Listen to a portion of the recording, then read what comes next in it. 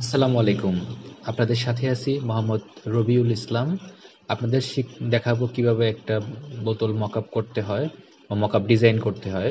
তো আসলে অলরেডি আমি ডিজাইনটা করছি, বাট আসলে কিছু সিম্পল টেক্সট বা কিছু আহ, একটু ডিজাইন করবো যাতে জিনিসটা একটু সুন্দর বা হাইলাইটস করা যায় আর কি।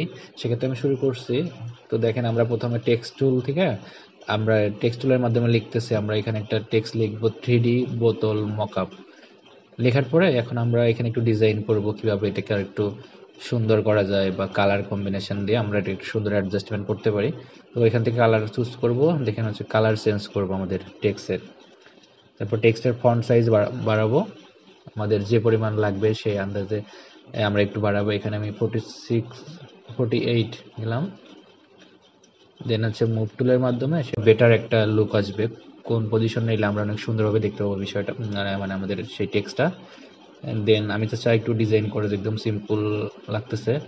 তো সেই ক্ষেত্রে আমি আহ, এখন আমি একটা শেপ টুল নিব। শেপ টুল নিয়ে একটা, হ্যাঁ, একটা শেপ টুল নেওয়ার পরে শেপ টুলে আমরা কালার কম্বিনেশন চেঞ্জ করব। এখানে বাই ডিফল্ট ব্ল্যাক আসে, দেন হচ্ছে আমরা ব্ল্যাকটাকে চেঞ্জ করে আমরা হচ্ছে রেড দিব। হ্যাঁ, বা হোয়াইট দিতে পারি, হোয়াইট দিব। এবং এখানে স্টক আর হচ্ছে আপনার ব্যাকগ্রাউন্ড কালার চেঞ্জ করব।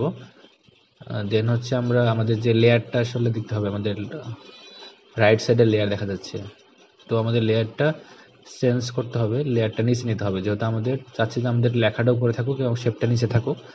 সেই সুবিধার্থে আমাদের লেয়ারটাকে নিচে, আমাদের শেপের লেয়ারটা নিচে দিব এবং টেক্সট লেয়ারটা উপরে দেবো। দেন হচ্ছে আমরা ইচ্ছা মতো আমাদের যে টেক্সটটাকে আরো সুন্দর করব। এখানে 3D আছে, 3D টেক্সটটাকে একটু আমরা বোল্ড করতে যাচ্ছি, কারণ আমাদের যে মেইন উদ্দেশ্য সেখানে আমরা চাচ্ছি কি, যেহেতু 3D বোতল মকআপ, তো আসলে 3D কে যদি আমরা সুন্দরভাবে প্রেজেন্ট করতে পারি সেক্ষেত্রে মানে ইউজারদের অ্যাট্রাক্ট করবে বা ইউজাররা বিষয়টা আরো ভালোভাবে বুঝতে পারবে যে আসলে এখানে 3D বোতল নিয়ে মেইনলি ফোকাস করা হচ্ছে বা 3D বোতল নিয়ে মেইনলি কাজ করা হচ্ছে।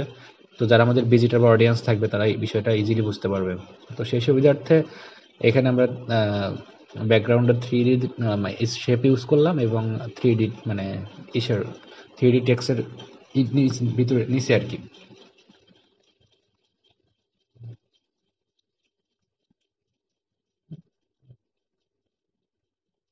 দেন হচ্ছে আমরা একটু আহ, দুটো টেক্সটের দুটো টেক্সটের মাঝে একটু গ্যাপ দিব। এই জন্য আমরা অ্যাপিয়ারেন্স থেকে ক্যারেক্টারের মধ্যে যাব।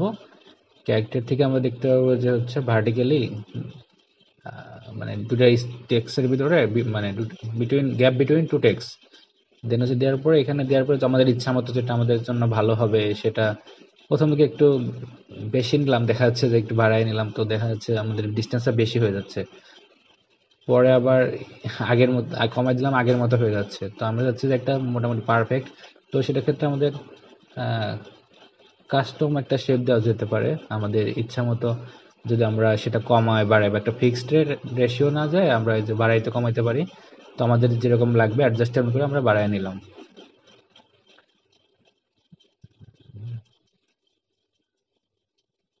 দেন হচ্ছে